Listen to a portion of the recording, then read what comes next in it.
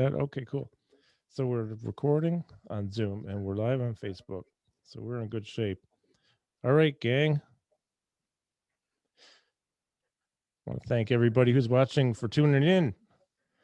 And also really want to thank my guests for being very patient with me and also for joining me.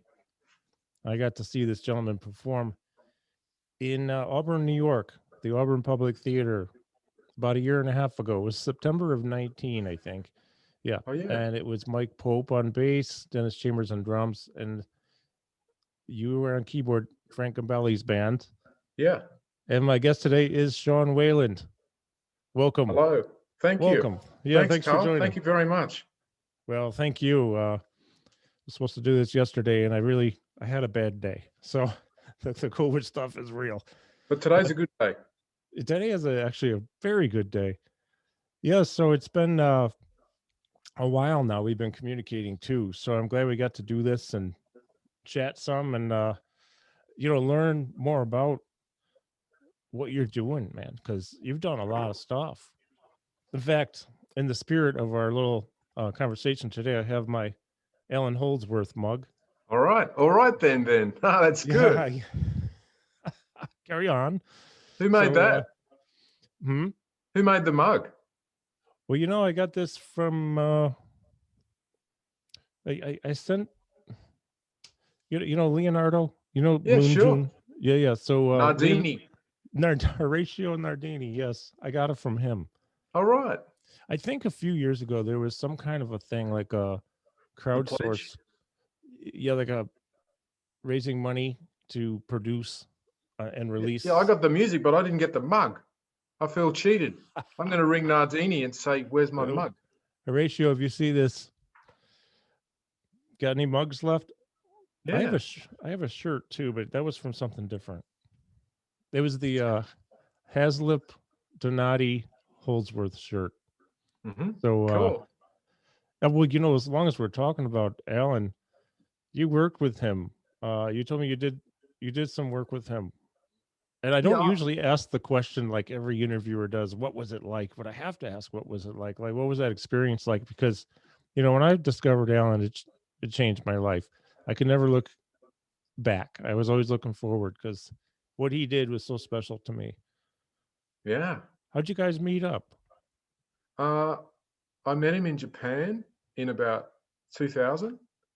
I had a good friend, James Muller, who played the guitar, who's Australian, who we used to live together in Sydney. Mm-hmm. And we went to Japan and played a sort of gig, like in a hotel lobby, that sort of gig. Yep. I was trying to save some money to get back to New York. I escaped to, I think it must have been after the terrorist attacks. I'd escaped. I can't. No, it must have been after.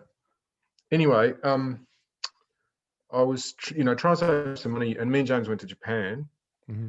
and James had been playing with Chad Wackerman's band in Australia. Oh yeah. So, and I believe that Allan had seen James play and was aware of his brilliant Mm-hmm. talent. And we traveled from Kyoto to Osaka to see Allan play one night, and that was the tour that was that recording All Night Wrong. Mm-hmm. Oh yeah. Um, All night wrong. Mm-hmm. and it was, if I remember correctly, it was Jimmy and Chad. I think Jimmy was playing the bass. Anyway, we went and saw them play, and I remember Chad having a really spectacularly good night of playing the crap out of the drums. Mm-hmm. And we ended up in the venue with Allan and Chad and James and myself and one person from the bar. And we hung out for quite some time, for quite a few hours, I remember. I mean, Allan liked to hang out. Yeah, he did. He was always up for a chat and a beer. Mm-hmm. And we hung out with him that night. And then somehow he had my phone number. And then I think it was after I moved to America in 2005. I remember being in Los Angeles in an airport toilet, and the phone rang, and it was Allan calling me. And then I was quite surprised that he called me. I think I sent him a CD Okay. with some of my music. I think I sent him Expensive Habit, and Okay. I might have asked him to play on it. Okay. And I think that's why he rang me back. Okay. Um, and I can't remember it all exactly, but I probably gave a CD to Chad, or mailed it directly to Allan and said, "Would you play on it?" And then that started a sort of a period of him calling me, kind of Oh. out of the blue. He used to call me and play me his recordings that he was working on, Oh, cool. and talk about all sorts of stuff. And that went on for a few years, and then sort of Nardini came on the scene, and Leonardo started booking him. Horatio Moonjun That's right. Nardini. Yeah, Yeah. and then he started booking him gigs. That's The right. cup. And he started booking Allan into clubs in New York.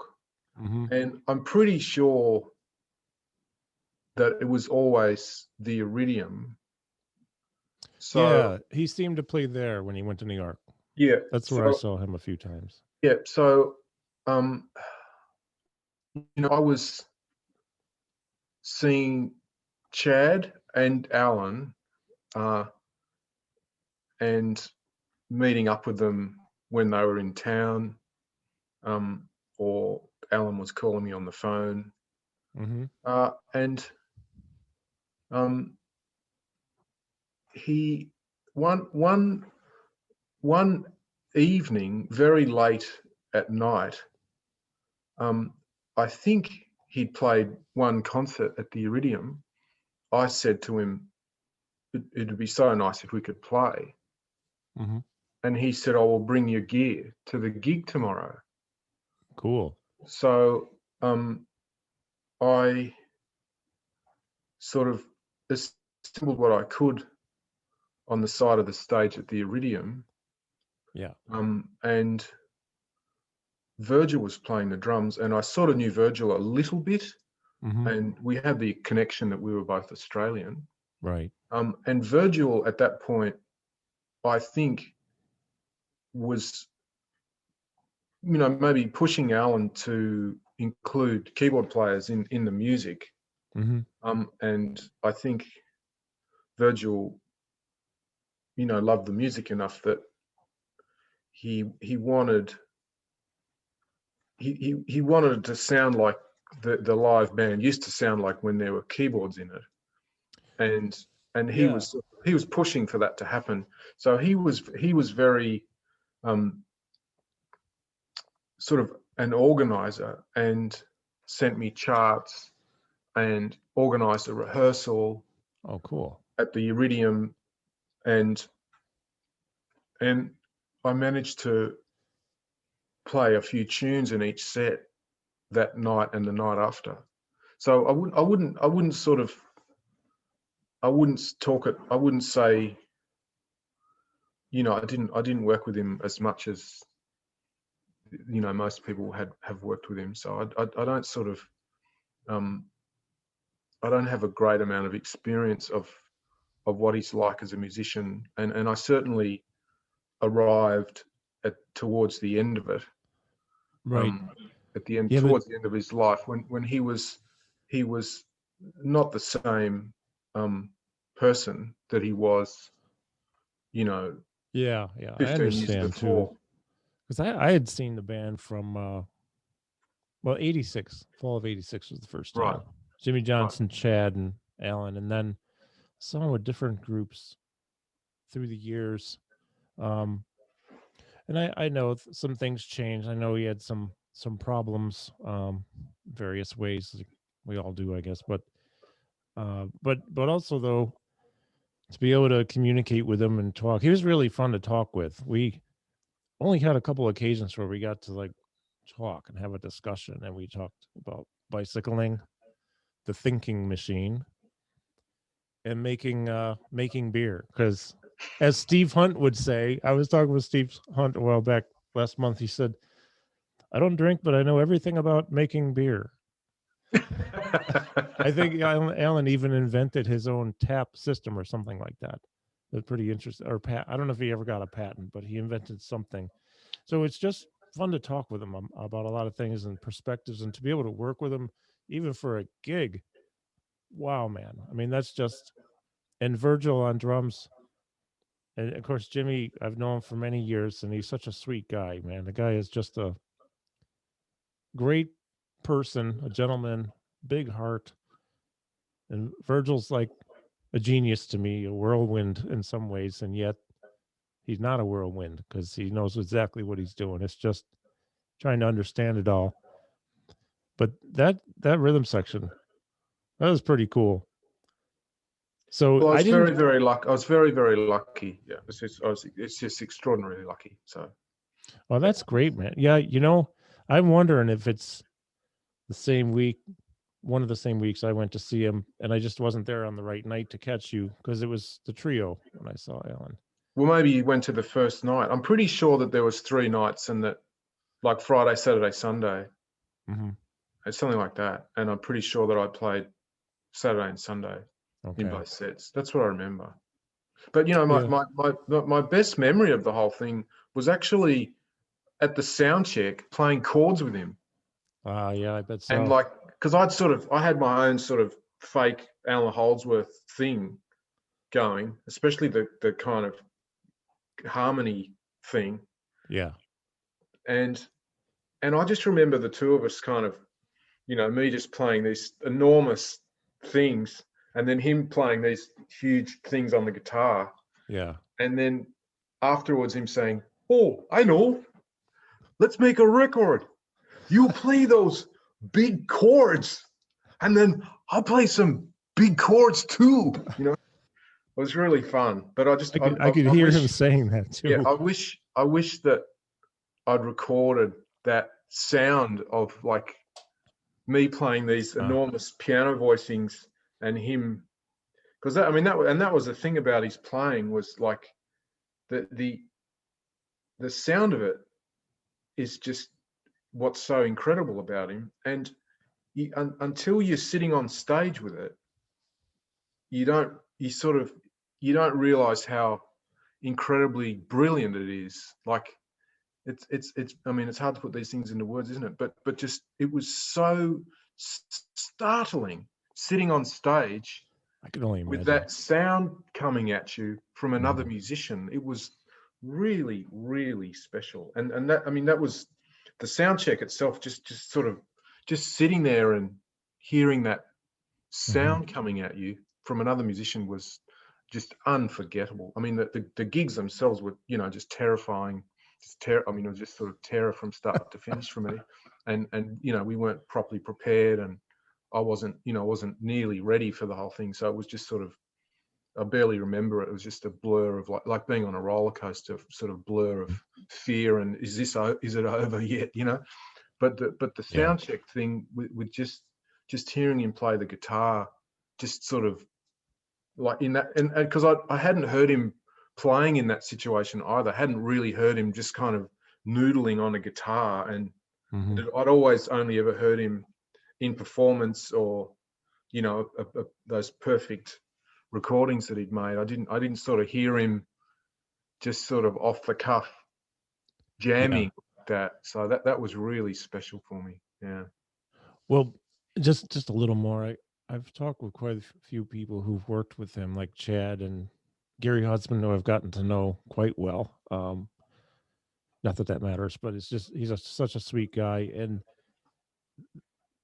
I think Steve Hunt, that was a different situation, but there are a lot of times where Ellen would, it wasn't really an audition, like, okay, we're going to play my tunes and I'll see, what I like, if who plays them the way I like them the best. It's like, let's just jam. And it ended up being jam just playing. That's it. Like Gary talked about playing for hours. And I think that Paul Carmichael might have been involved in that in the late 70s on bass. And, Gary's got his eyes closed and he's playing with Allan. And then he, eventually after a few hours, he looks and everyone else is gone except for him and Allan. And it's just him and Allan playing. And I think Chad was saying something similar. It was like 90 minutes of how does it feel when we play together, and didn't do any of the tunes. And it just was really, he was a special guy, of course. And there's other people I know of who you jam and then you're either in or you're out, or they like you or whatever. But the stuff, you know what it is the whole reason I do talk with musicians who I really admire so much, like yourself, is I love the work you've done that I know of, and there's work you've done I don't know of, for everybody really. I don't know about a lot of stuff, but the respect I have for you, and really just trying to capture some of this in a conversation to have it available to people to know about, like history, if you will, because Mm. I'm really interested in some of the history of these players and the experiences and knowledge and whatever it is. That's why I do this. But interesting. So yeah, that I felt so bad when he passed away, but you know, I'm glad he put so much great stuff out there. It's amazing. He always seemed to surround himself with people who were not only great talents but great people. Just really Well, that's good true. people. I mean, it was, I think for those guys, Gary and Chad and Jimmy, and Steve Hunt, Mhm. there was never an enormous amount of money to be made. And Right. I mean, for someone like Chad or Gary Husband, I mean, they're people of that musical caliber that can play the drums, or Jimmy. I mean, there was always, I would think, the option to get in a rock band and or get with an artist like, I don't know, Grover Washington, or what, like something a little more commercial, even Hmm. if it was improvised, and um, make money. But the Yeah. thing with Allan was sort of, it was purely for the love of his playing, and um, you know, the guys had to have a certain sort of love of music and humility, and sort of empathy or something to kind of Hmm. um, deal with the situations that they found themselves in with Allan. Hmm. I mean, because the music was, I mean, it touched me very deeply, and it was sort of, it was mind-blowingly beautiful from me. Hmm. But Me but too. but my experience of liking it growing up, especially, was, a lot of my friends who were jazz musicians thought it was corny because Hmm. it had DX7s in it, or it had distorted guitar, or there were synthesizers at all. And then there were other musicians that thought it was too weird, that the notes were just, I remember one guy describing it as loud and fast and out. Hmm. And so and my memory of going to gigs in New York especially was that there was a small number of New York musicians, mostly guitarists, Hmm. that were, and that liked it and would go. Yeah. But it wasn't cool Hmm. amongst the average Oh, yeah. New York musician. So Right. so those guys like Chad and um, Steve and Gary, um, got it, and loved the guy and loved the music, and Yeah. was sort of taught humility and respect by the situations that they found themselves in playing that music, which was Sure. not sort of, it wasn't, I don't think it was easy. No, Uh, well, you and know, the I other. think sorry to cut you off. Oh no, it's fine. My sense from talking to those guys is, and say Steve Hunt, is that my sense of being sort of terrified of his genius didn't go away even after they'd been around it for a Mhm. long time. That you know, a lot of the gigs, they were constantly in awe of him, and you know, had a lot of respect for the situation that they were in. And you know, I just that situation would knock any arrogance or nastiness out of you. Yeah. um You know, when I saw him, my quick story, it was fall of '86, maybe October, but definitely fall of '86. Frank Malfitano, who's runs the Jazz Fest here for decades, great human. He uh, he had a series that year, I think, instead of the regular big 1 or 2 or 3 day festival. So the series was every other week or so, something like that. There were people coming through. Yeah, you know, Miles Davis was the last one. I don't know who opened for him. Lorber, Yellow Jackets, but I went to see a bunch of them.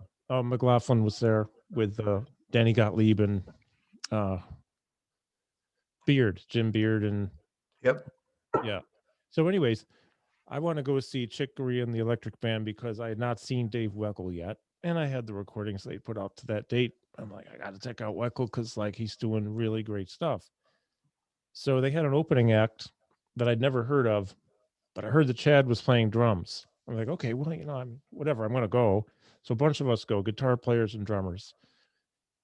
And then I'm thinking to myself, I told this to Chad too, and I said, you know, actually I got to tell the story to Alan, and then after he heard it, he looked at me like I had 3 heads. He didn't understand how I was feeling, but basically I was hoping that the opening act was good, but we could get through it as fast as possible because I wanted to hear Chick, right? Mm. And Weckl. So they come out. It's Jimmy Johnson, Chad Allen, and literally, it wasn't even like 30 seconds into the first tune. Which at this point I can't remember which tune it was. That was it, man. And what happened though is emotionally, I was moved by this too. Not just fascinated and happy with the sounds, but that his music made me emote. I felt things deeply moved, as you said, and moved emotionally and mentally. It's almost like spiritual, not to be corny, but honestly, it was something at a level it's reaching at a higher level. Not just the music, but how each of them played and how they worked together. And then there was an intermission, and that was a pivotal point in my life for a musical change. It's like I Mm. needed that, like I needed oxygen. Mm. And so I was going to leave and go home. It's like, I'll catch Chick another time. And then my friends, no, get back in here. That's why they make CDs. So I went back in and it was great. I wasn't quite in the right headspace to catch Chick's band, but it was great. I'm glad I stayed. Very Yep. glad. But the next day I went out, I got IOU, Hmm. Metal Fatigue, and Atavachron.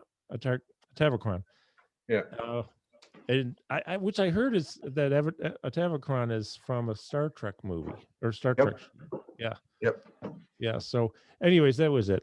So, you know, I totally relate in the way that I can to what he did, and I loved it. Sure. Sure. So now you're from Australia. When did you come to the States? No, I'm just curious about that, but also you've done a lot of work too. I mean, you've worked with so many people. You've recorded a lot of stuff, your own stuff.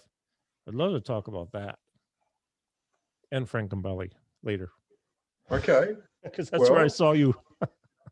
yeah. Well, I came to America in 1997, Hmm.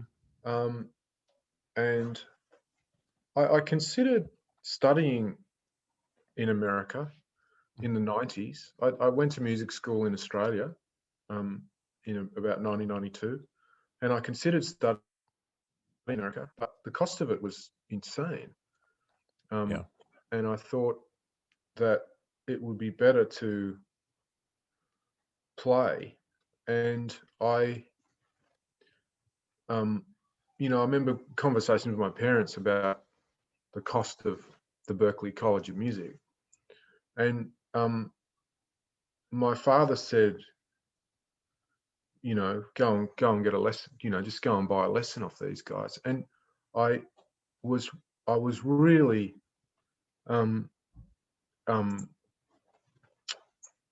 inspired by hearing Adam Nussbaum in Sydney. Oh yeah. In the late 90s, he played with Ulf Vakanius, the guitarist from Europe, Okay. and Niels Henning Ørsted Peterson, I think. Oh wow. And I had a sense hearing him that he just had a different way of playing the drums to what I'd heard before in Sydney at the time.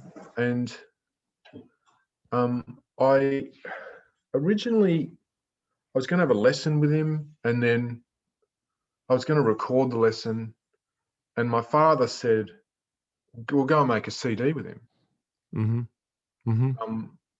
And they wanted to invest in my musical education. And, the Berklee College of Music was going to cost $100,000. And a CD with Adam Nussbaum was going to cost $5,000 or something. Yeah. My father had a sort of entrepreneurial spirit, and he sort of thought, well, my son can make a CD and then he'll sell them and make money.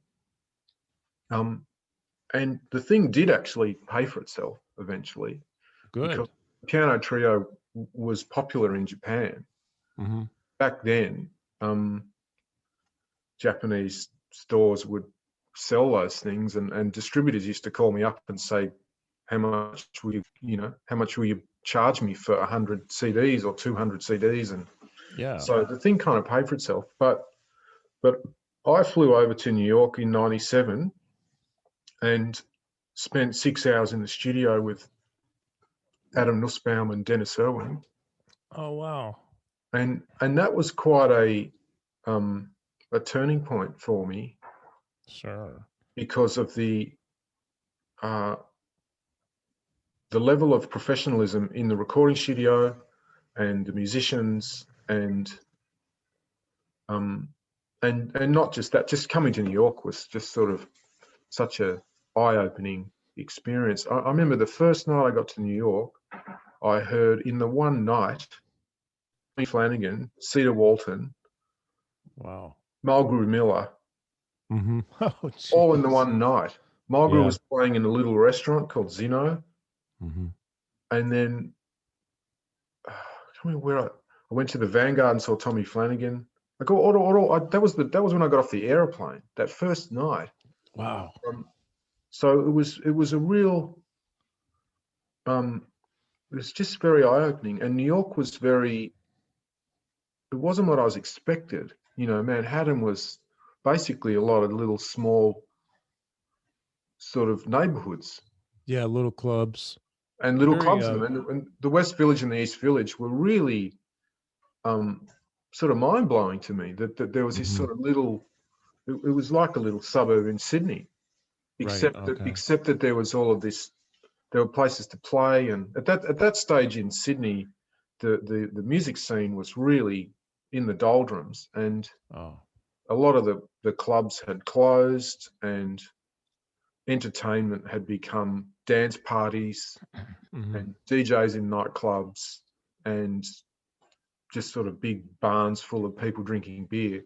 And it just wasn't very conducive to, improvised music or rock music or anything. It was a pretty terrible time, the late 90s in Australia, for music. It was really quite dreadful. So New York was just a very inspiring thing. And then I started applying for grants from the Australian government, and I managed to get a grant to study with Barry Harris Oh, great, man. in 1999. Mm-hmm. And I spent the money on the airfare and a week in a hotel, and that was gone. And then I basically never left. I did spend a few years in Australia when I met my wife, Mm-hmm. but I was always planning to get back, and just sort of figuring out how. Sure. So I've been here ever since, Well, basically, that and that New York done all scene, sorts of different things. oh, I'm sorry. The New York scene was pretty vibrant back in the 90s and prior to that, even up into I don't know. I remember playing in little clubs in New York off and on until about 2010. And then I just 2012 maybe, and then I just needed a break from playing altogether. But um there was always quite a bit happening, you know? Yeah, I sensed in about 2006, 2007, there was a little bit of a change then. That was the Yeah. beginning of a really extreme amount of change in rents and asset prices, Yeah. and commercial rents, and a sort of gentrification of even Avenue D had fancy condominiums on it. And I remember in 2007, there was a little bar on like 9th Street or 8th Street. I can't remember the name of it. But it was between B and C, almost on Avenue C. Mm-hmm. And I remember seeing Tim Miller there. Oh Um, yeah. and I played there quite a bit with various people, Mm-hmm. and there was a lot happening there. But then the neighbours complained across the road and shut the Oh. thing down. And in that location, which had traditionally been sort of a Puerto Rican, almost a ghetto, basically. For I mean, and Puerto Ricans just dance and play drums all night. I mean, I don't want to sort of, you know, make some sort of generalization about that community, but the idea that music and entertainment isn't a good idea is sort of pretty strange Yeah. in Well, the Lower East Side, you know. So that was really when I felt that New York, the city, had really lost whatever it had in terms of yeah. being a place that was very open to live music, and a similar thing had happened in Australia in the 90s, that the inner city suburbs had bars in them, and Mm-hmm. they'd become very, very expensive, and very old people with Mm-hmm. with almost retirees, or people who were not traditional inner city poor people had purchased property next to these bars and Mm-hmm. places where there'd been music. Suddenly there's someone next door, on the phone to the police at Mm-hmm. 9 o'clock at night. And so that process was a big factor in what happened to the music business in Australia in the 90s. And I saw it happening in New York. You know, what I'm sorry I'm interrupting for a second, but Yes. I can speak to this what you mentioned about say in Puerto Rico, you go there, there's going to be music. It's actually what I've experienced myself is in various cities, especially in New York, which I'm very familiar with. The Hispanic population in general, right? I used to stay up on 187th when I Mm-hmm. would go there, Mm-hmm. and then yeah, I've been a runner for a long time, not so much the past couple of years, but I started getting back into it again because I got into mountain biking instead. But anyways, I used to run, and I'd run up to the Bronx. It's a really dear friend who had some health issues. She'd be at Montefiore Hospital, so I'd run, 4 or 5 miles. The whole about half of that trip running was going through Hispanic neighborhoods. And there was music, man. It did not matter what day of the week it was. If Yeah. the decent or even halfway decent. There's music, there's dancing. Yeah. Same thing in other cities I've been to. And then, of course, I've spent a lot of time in Mexico working in the work that I do. I mean, everywhere I go in Mexico, I pretty much stay with families because they have been so beautiful and accepting me and their families. And I hear it. It's midnight and there's music down the road in somebody's house around the street, and they're dancing. And this could go to 4 or 5 in the morning, and it's just the spirit of all of that is more of like a celebration. Not They're not Mm. trying to be annoying. This is a heritage. This is a cultural thing. Yeah. Like in Mexico, it's in Mexico. In other cities, like in New York, well, the culture came to New York, right? Which I think is really cool. I enjoy that a lot. But it is too bad, right? When you look and you see, I know what you mean, because in the 2006, 5 or 6 to 2010 or 11 period is when I did the most of my gigs in New York, and even in that window of time, Yeah. there was a visible change, noticeable change in where you could work, how much you could work, and if you had to pay to play there or not, which we wouldn't do.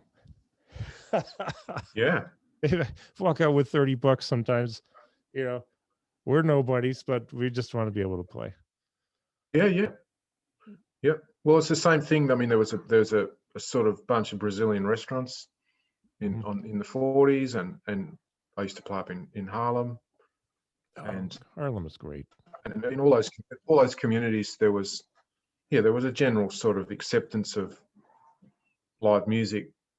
I mean, maybe not till 3 in the morning, but there was an acceptance of a band playing in a restaurant or a bar at 10 at night. That was sort of, people saw that as an attractive, vibrant part of their community.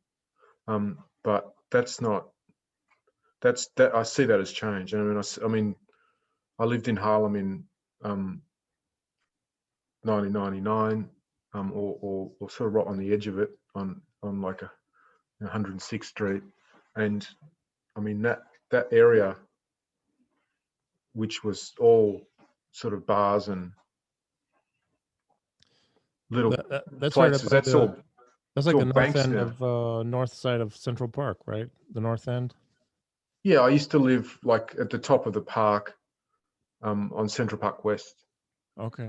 near Max Roach, and that there was a little sort of bunch of buildings full of musicians. I lived in the building with Barry Altsall, the drummer from Wow, man. Circle. So there were a bunch of musicians were in that building, and yeah, that whole neighborhood's like completely different now. Completely different. So right. So that and there were, back then, when I first got to New York, I was run off my feet in terms of work. I mean, I had more work than I could choose. So I was sort of, I used to like sort of playing with singer-songwriters, and because I have that side. Yeah, And I you was do. always sort of like, do I want to be in the Black community in Bed-Stuy, kind of playing with incredible jazz drummers and learning about that music, or do I want to be in the, somewhere in the East Village or the Lower East Side, playing with some songwriter that I really love? Like, it was always, sometimes it was a difficult choice, but I actually I had to make the choice, so, because there was literally, there was work every night of the week. There was more work than more than you could do. Than I could do. Yeah. That's a good problem to have, except for making the decisions sometimes. Yeah, and I really wasn't very good. Like, I'd consider myself an apprentice.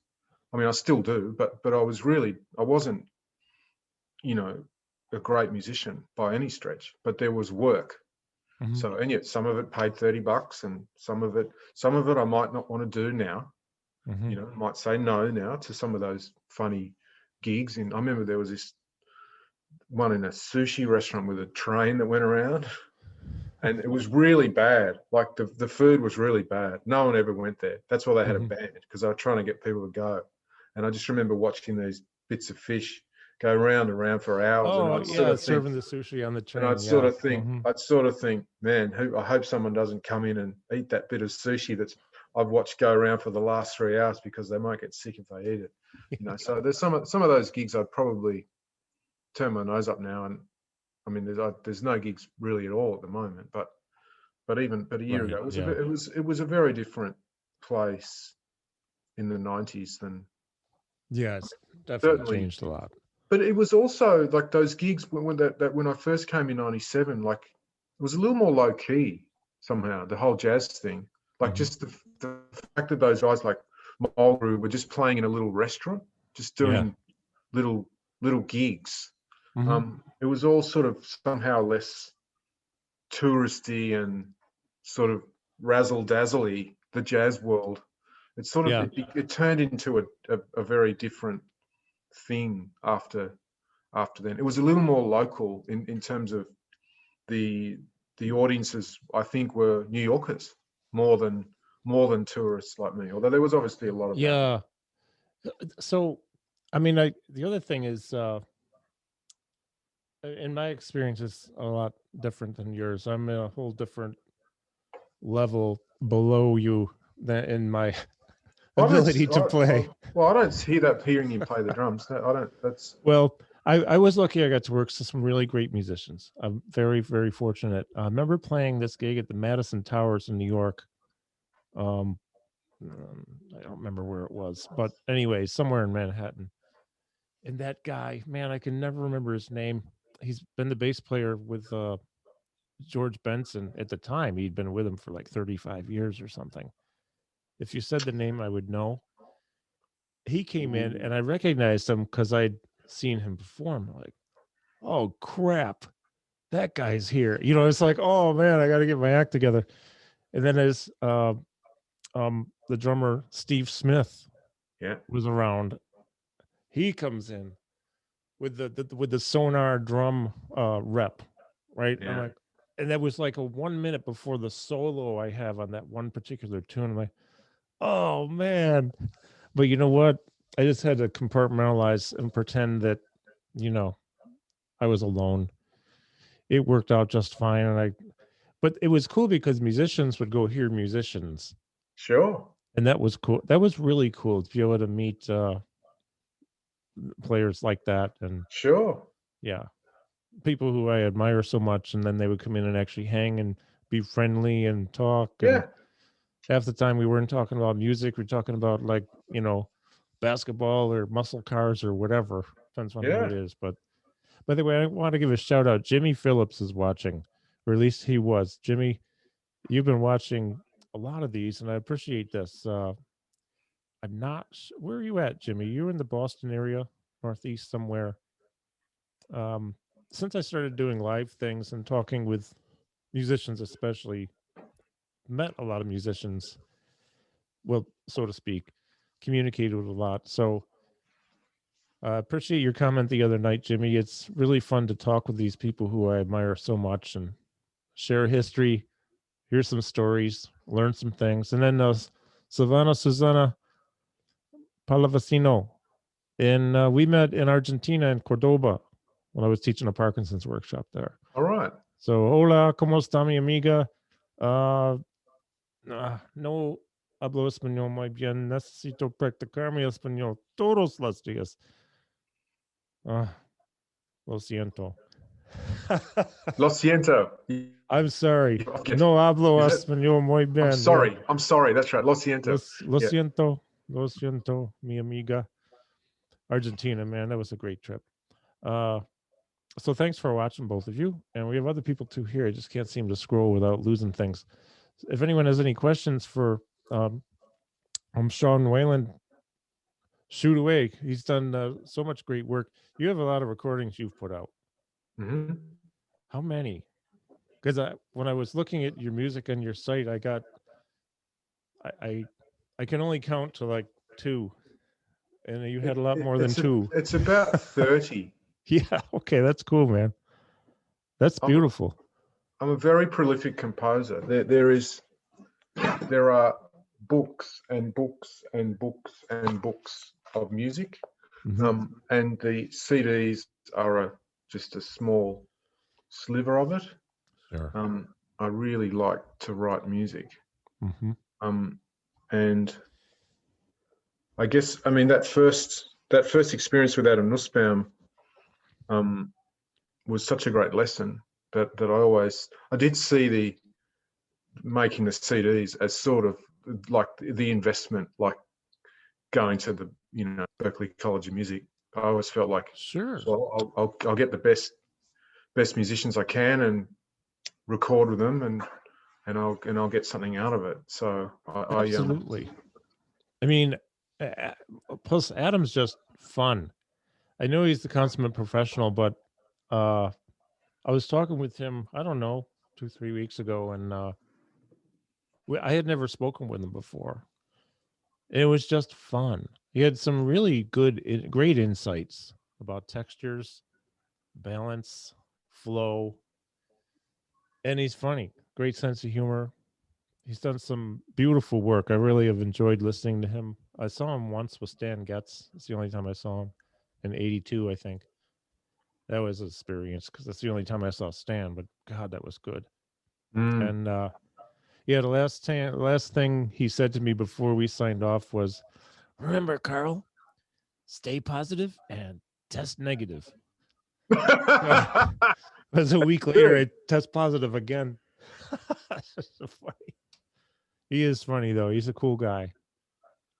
Yeah, I remember Dennis Irwin falling asleep after lunch, and Adam looking over and saying, "Hey, Nat King Cole."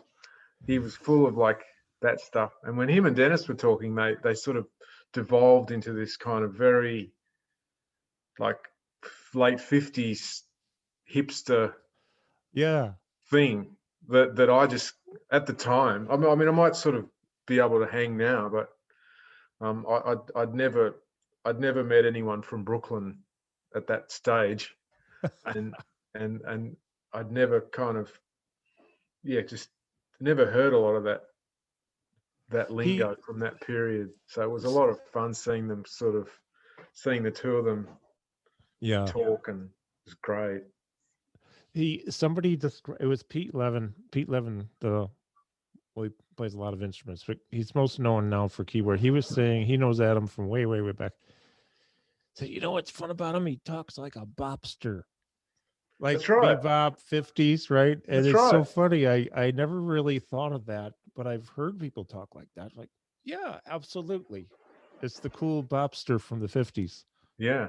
Well, they really turned it on. Like once the two of them were together, they wouldn't necessarily speak to me man to man like that. But once the two of them were together in the room, then all of that kind of, yeah.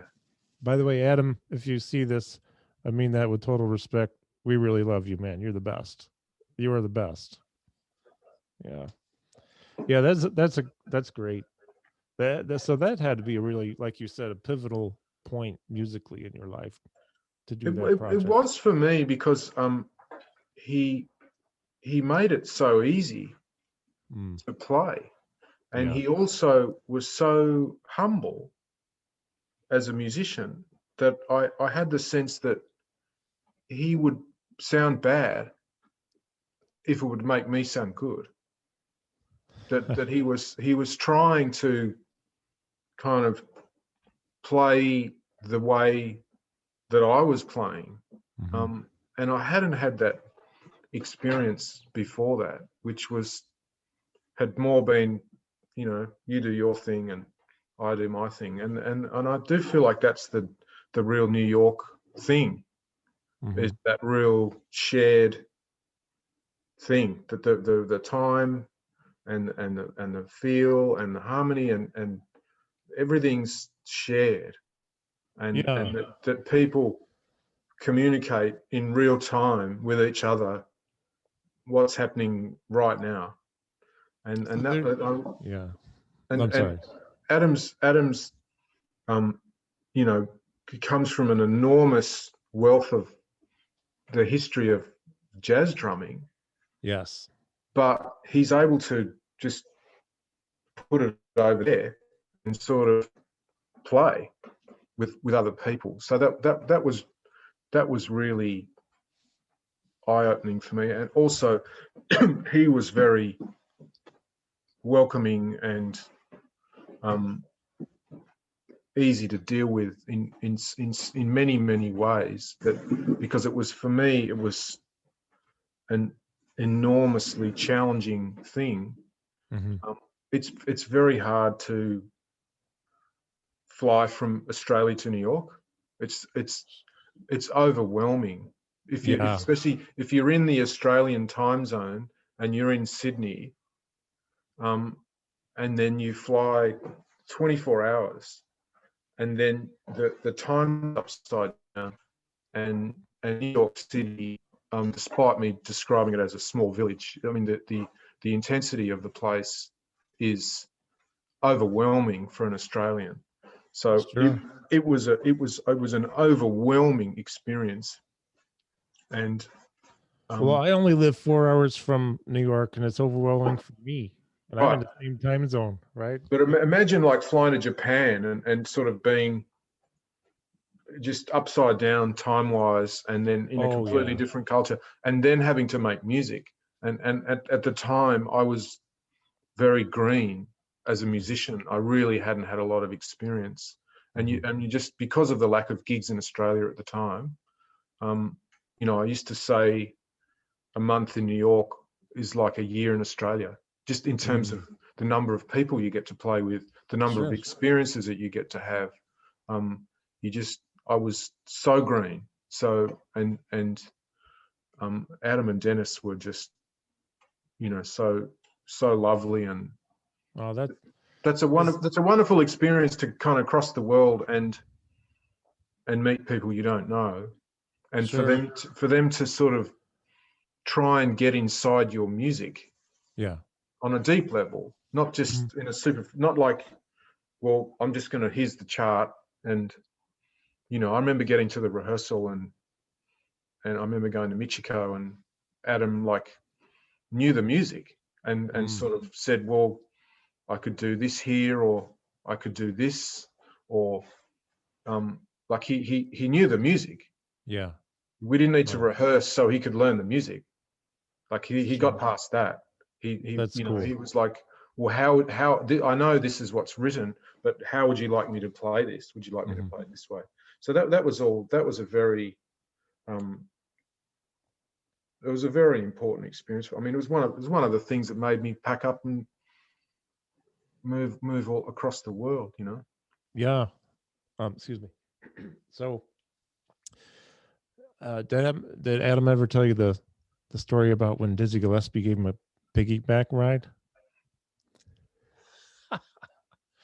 I'll save that one, but it's kind of funny because he was a young kid at that point. We were talking about Dizzy because he was such a unique individual. I just got to meet him twice. Once at a gig when we were the band before him, I think. And then once I just went to see him play in Chicago. Same place I saw Stan Getz, but at Rick's Cafe. You probably wouldn't know Rick's Cafe because that probably shut down in the early 90s. But Chicago had a good scene too back in the 80s, 90s. I lived there for a little while. So let's move. I think one of the things we'll have to do is do this again. There are a few people, you're definitely one of them. We're gonna have to do like a part 2, maybe a part 3, you know. And but if you don't mind, is there anything in particular you'd like to share about your music, what you do, where people can get it? I do want to ask about the Gambale experience, if you're up for talking about it. Yeah, sure. And there's another thing too.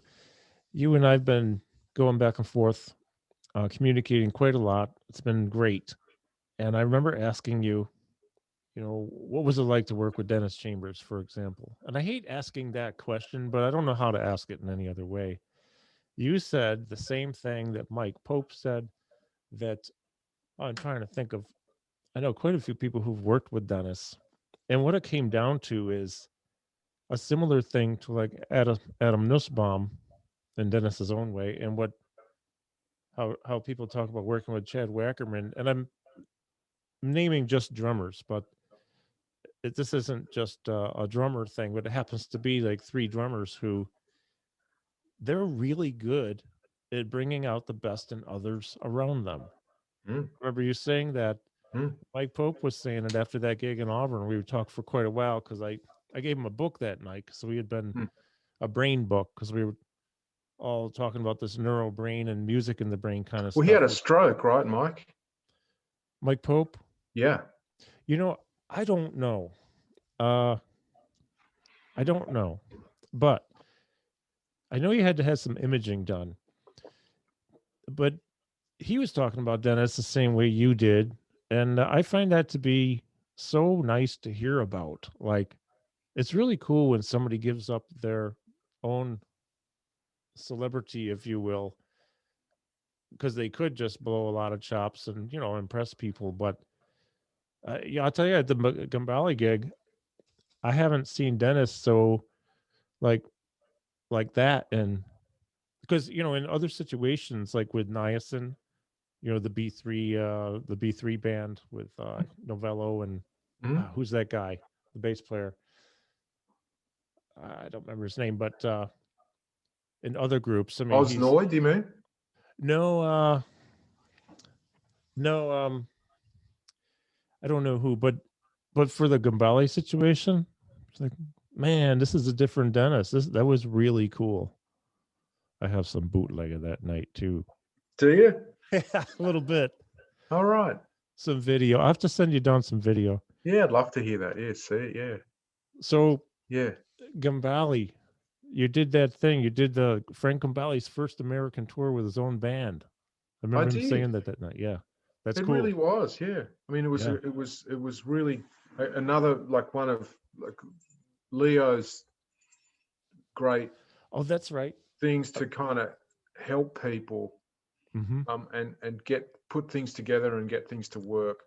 And Leo put together a whole bunch of work for Frank, which was great for Frank because yeah, he hadn't. I mean, he toured the world for his whole life and he'd been all over the place, but he lives in America and he hadn't done a lot of playing in the United States. And it was really nice also because there were a lot of people that really wanted to see him do his thing Yeah. but hadn't had the opportunity to see it. And it was really nice. Wherever we went, there was tons of people. And Frank is just an incredible performer and a very giving person on stage. And he just played the shit out of the guitar and played the shit out of the gig. Yeah. and and and everyone, you know, extremely happy that they'd seen him and that they'd seen an incredible show. And Yeah. it was really nice to be on the road with something like that, where it was really special for people to see it. It wasn't like, oh well, we'll go and see, whatever. We've seen guitarist X 4 times, but let's go again Yeah. and let's see him again I or her really, again. I really enjoyed that show a lot. I like the compositions. I like that. Well, the sound where I was really good. That's Mm. always it's nice when that happens. I was second row, dead center. It was beautiful. And We that's were just lucky, like wherever we went, like I don't remember a lot of gigs where that was difficult. Like it was.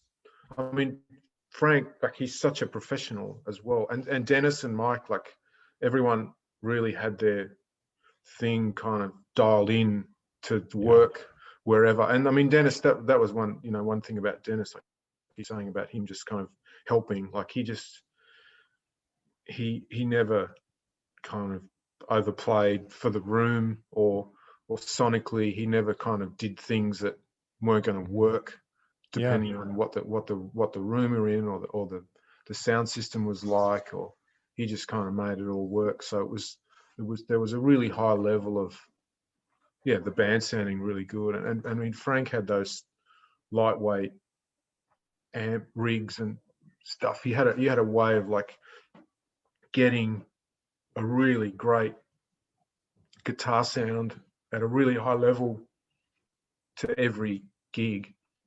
Yeah, that's cool. Without having a truck full of roadies and Yeah. and amps and stuff. Like it just sort of it worked out. So and he was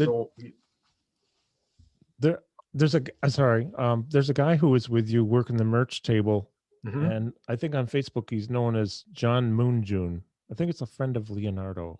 Yeah, John.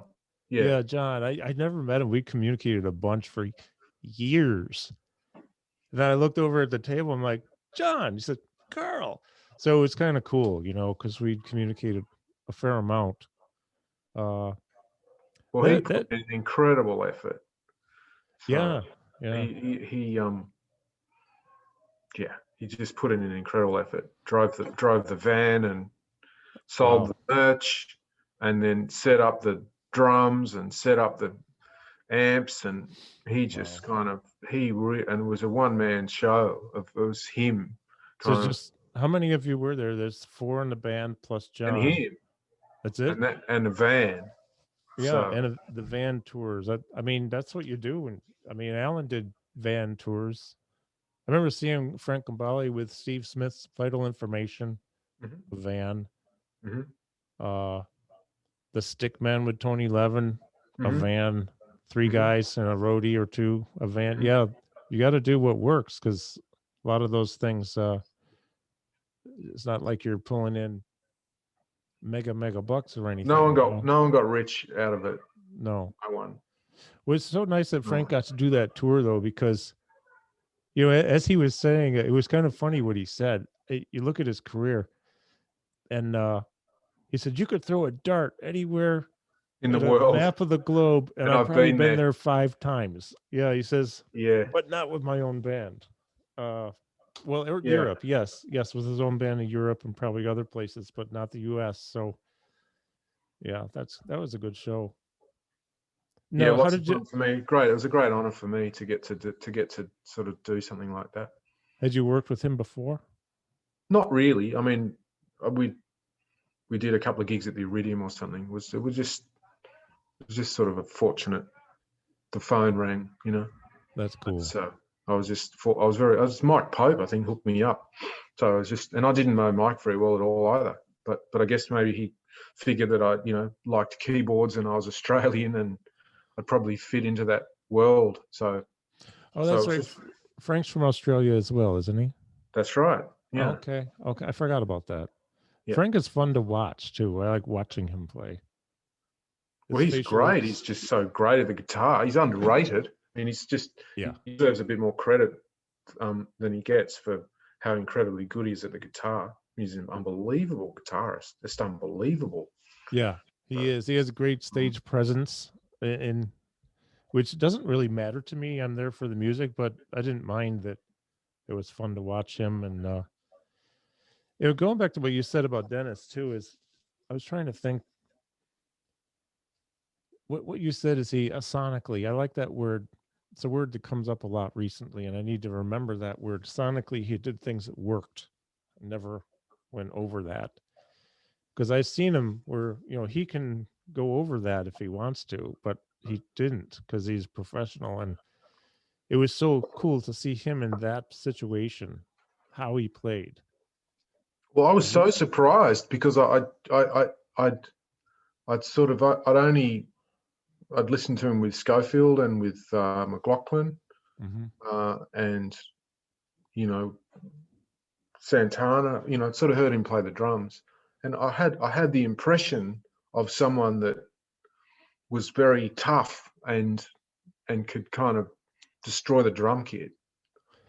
Yeah, but he's got that look, right, when he's back there. And he's strong. He's a big, strong black guy. So yeah, you with drums and some of that music, which is quite old, is tough. And so I had the impression that I was going to be sort of, there was going to be a wall of drums at Mm-hmm. each gig.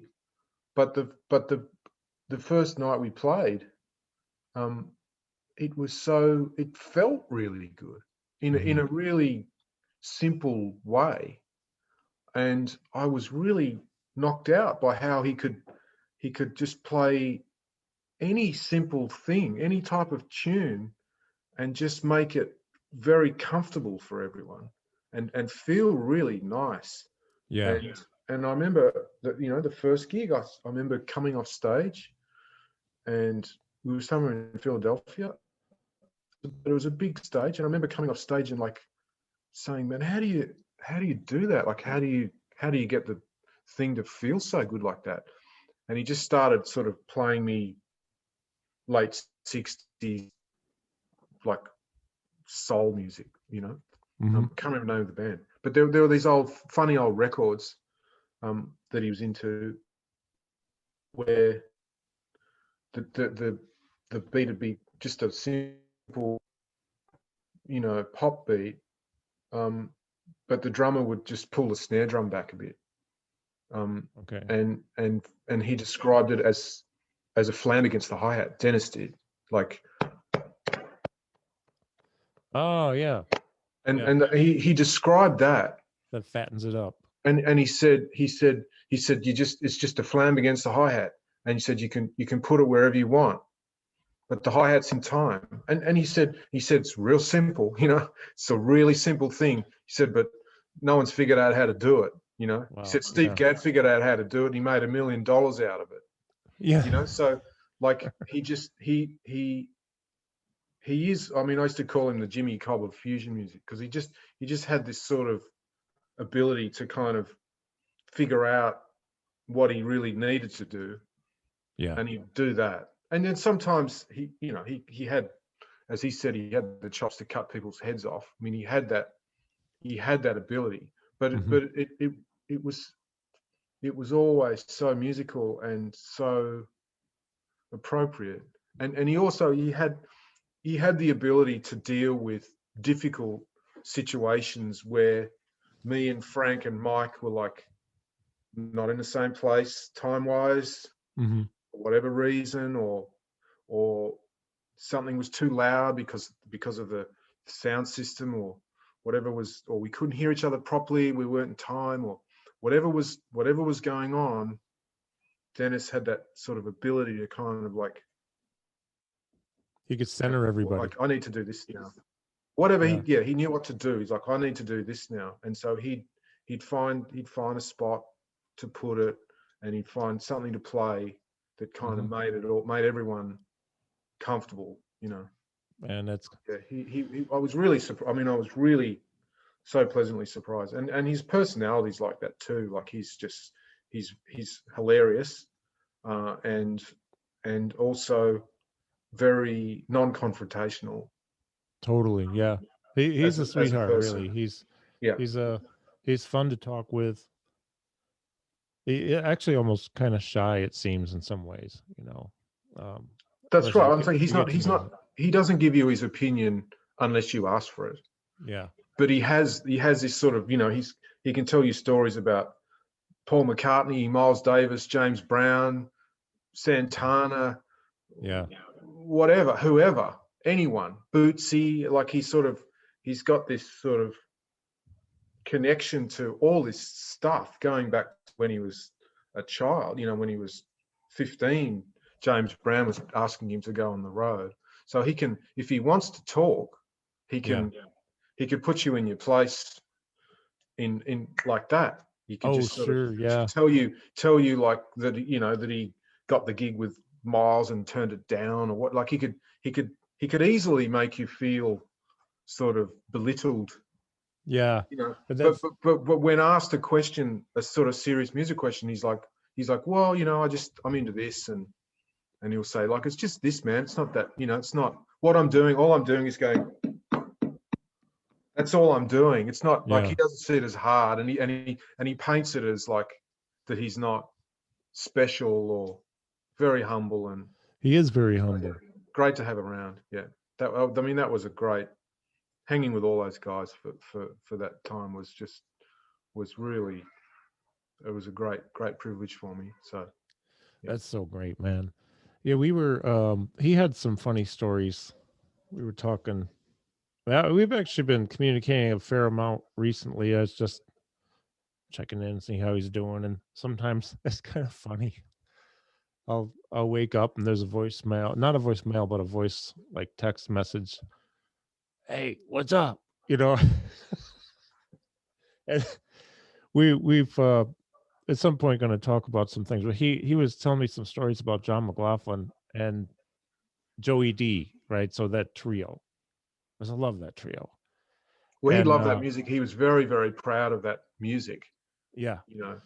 and he was telling me about how they would challenge each other's, well, not necessarily challenge, but faster the next night, a little faster on a fast tune, next night a little faster on that, until the point where he said, well, we got fast enough that one of us had to figure out how to play it in a different way fast, because the traditional way we were going to do it, whether it's this for John or this for Dennis, wasn't going to work.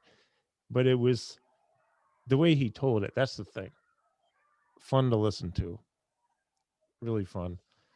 Uh, so as far as, so I want to do part two. I don't want to have to go. I will have to go in shortly just because of a family thing here. But Sure. if people are interested in checking out your music, then Well, go it's to your all on web. Bandcamp. They can go to seanwayland.bandcamp. Oh, great. And also on my website, there's a few plugins that you can get Yeah. for free or by donation. There's an emulation of the Yamaha UD Stomp pedal that Allan Holdsworth used. Oh, I built a computer VST version of it. oh, cool. And that's sort of free to go and grab. So that's worth checking out. Oh, sure. So that's SeanWayland.com, right? Yep. Okay. Yep. Yeah, and I'm going to put in my plug here. And what it is this. It's cool to have things like Mr. As Gambale calls it, Mr. Spotify, and all these other places where you can go $10 a month and stream anything you want. However, I look at that as a beautiful way to discover things and then go buy it somewhere, because especially in the COVID times, and I say this a lot, because I put out my one and only ever solo CD. I've been on, I don't know, a couple dozen CDs in my life or whatever. No big deal. But I put out my one, which is more of a fundraiser type of goal. And I realized that right here next to me, I still have 500 CDs left. And I ordered 1,000 a year ago this month. Half of them went to Jimmy Haslip and Scott Kinsey because they produced it and played on it. So I guess I moved about 200 myself, because I probably gave 50 away, because it's more like a business card these days. Nobody plays CDs. My new computer I'm on with you right now doesn't have a CD player. I No, never even mine noticed. doesn't either. And it doesn't matter to me that it doesn't. But the point being that, someday I might move these other 500, but over a few year period. The bottom line is, though, especially with COVID times now, and gigs aren't happening, at least not your traditional go out and play a gig in a tour, a club, a restaurant, maybe in the summer outside somewhere, maybe, but the income is cut off. And there's so many musicians at all different levels who've relied on that income, and they're hurting, and some aren't hurting for whatever reason. Maybe they're teaching or doing this or doing that, they're producing things, whatever. But bottom line is, buy the stuff. If you find something you like, folks, go and buy it, because it's really, these, you put your life into these things. Sure. Not just your life, but financially, it's not cheap to put out a CD, even if it's completely self-done, self-produced, self this and that. Buy the music. These days downloading is probably the easiest thing. I do it all the time just because. But search, find what you like, support the artist, and buy. SeanWayland.com is the place to go for Sean's music, or SeanWayland.bandcamp.com, right? Yeah. Yep. Good. Yeah. Okay, I said it. I had to say that. Thank you. Well, Good. We need an advertisement somewhere along the way. I want to keep music alive. I mean, of course, it's going to be alive, but how alive can it be if everybody is to some degree struggling, some more than others? I mean, I think a lot of. I mean, I could really go off on this, and I won't because nobody would want to hear it. But if I look at the effort put in, the years and decades of hard work, the emotions that go into it, being terrified in certain situations, but still pulling through like a pro, and paying your dues, getting paid probably not enough money for a lot of these tours and gigs, but still you do it and you write and you produce and you put it out there. These days, it's nice to even be able to recover the cost of a CD. And then you haven't made any money, but at least you get your money back. But that takes time. Not going to happen overnight usually. So It's hard. It takes a longer to get the money back. That's for sure. You'd be waiting oh, till the end of your life to get the money back from Spotify. So yep. perhaps Oh, perhaps that is a better. There's more money over the course of your whole life, yeah. but it's not as you don't have money to pay the bills right now, which is difficult. Yeah, and you need It's a that. very hard time for musicians. Very, very hard. People need to eat and Right. So buy toothpaste. There are things we have to do for our health, right? You have to have some income. So, and everything is sadly, in some ways, so cheap now. And you can go on Bandcamp and buy just about anything for $10 or mm, more if you want to put in more in the thing. Which I always try to do mm, that, even mm, if it's $2. But mm, you can offer more, you can pay more money, but mm, you can pay little money too. But at least that way you're paying something. So absolutely. there's my plug. That's Out good. of respect for you, really sincerely, because That's good. I'm Thank just you. honored to even have you as a person in my life who I feel like we're friends because we've talked about a lot of other stuff besides music and neuro stuff and this and that, and respect you for many reasons. Love the work you've done, and Thank you. just fun to talk. Yeah. Well, I like you too. My pleasure. One of these Absolutely. days, I'll get down to where And you're we'll have at. a play. I love hearing you play the drums, so that'd be fun. Okay, I'll do that. We I should would we do should that, play man. after the nasty virus goes away a bit, and The I've had a vaccine in my arm. the same here, man. The Then we COVID can. calamity. Once the COVID calamity subsided and we can do a gig, let's do one, man. Yeah, absolutely, absolutely. Well, I'm gonna sign off. We're gonna do this Okay, again. You have a lot more to share. I know you do, and we'll do that. So I want to thank everybody for watching. We've had a few people on here too, and I know a lot of people will good, see this and hear this because the videos on Facebook will go to YouTube, but then the audio goes up to SoundCloud, cool. iTunes. I can't remember where it goes, Podbean or BeanPod or something like that. There's a whole bunch of places, and Spotify as the podcast. So thanks everyone for watching and listening. Thank you very much, my friend Sean Wayland, for joining me today Yeah, thank you, and for Carl. your patience with me. No problem at all. It's been Thank my you. absolute pleasure. I had a blast. Yeah, me too. I'll be in touch with you. Probably message you later today. And thanks again, man. Keep up the good work. I'll keep trying. All right. I'll get it right eventually. Okay. You're doing great, man. All Okay. right. We'll be in Thanks, touch Carl. soon. Yep. Take Okay. it easy now. Bye. Bye bye.